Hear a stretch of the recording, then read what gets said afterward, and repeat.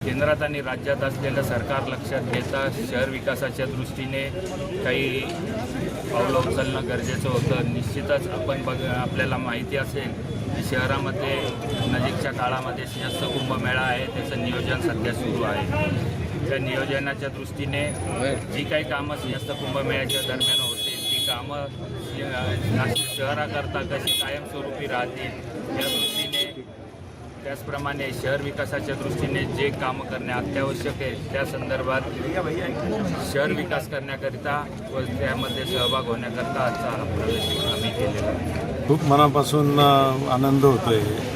गेली अनेक वर्ष ज्या परिसराचं मी नेतृत्व करतो तिथं तो जो परिसर आहे तो परिसर सर्व जाती धर्माच्या लोकांचा परिसर आहे आणि त्याच्यामुळे आमच्या गंगेपासून पुरोहितांपासून तर जुन्या नाशकातल्या शेवटच्या कोपऱ्यापर्यंत हा जो सर्व बहुजन समाज आणि इतरही सर्व तर त्यांचं नेतृत्व करत असताना सर्व थरातल्या लोकांना न्याय मिळावा, त्यांची कामं व्हावीत ह्या हेतूने आज प्रवाहाबरोबर राहणं गरजेचं आहे, त्यांची कामं होणं गरजेचं आहे आणि म्हणून आज हा निर्णय घेऊन आणि मी प्रवेश केला।